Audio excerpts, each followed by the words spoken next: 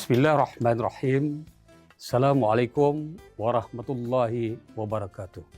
Salam Aidilfitri dan salam Malaysia Madani. Alhamdulillah, kita bersyukur kepada Allah Subhanahu Wa Taala kerana diberi kesempatan menjalani ibadah sepanjang bulan Ramadan. Ramadan mendidik jiwa, memperkukuh keimanan dan ketakwaan.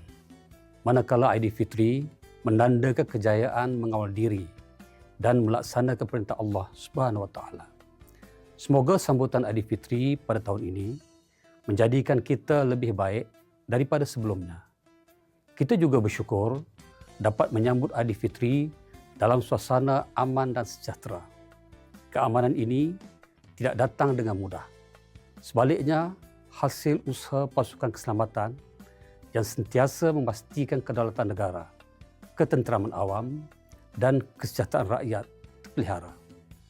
11 pasukan keselamatan di bawah Kementerian Dalam Negeri, PDRM, AADK, JIM, Penjara, APMM, JPN, AKPS, Eskom, Rela, ROS dan IPCC merupakan benteng utama negara.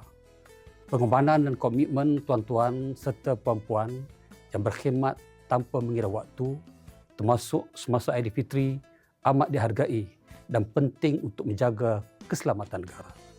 Sempena Aidilfitri, marilah kita memperkukuhkan hubungan kekeluargaan, mengeratkan silaturahim dan memupuk perpaduan.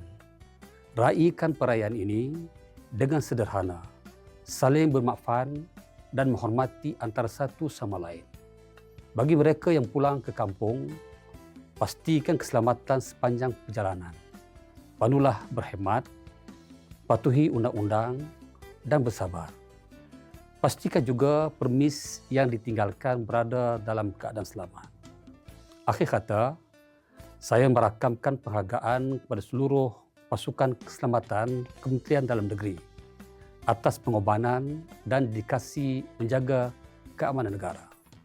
Semoga Aidilfitri ini membawa kegembiraan kepada semua. Salam Aidilfitri, maaf zahir dan batin.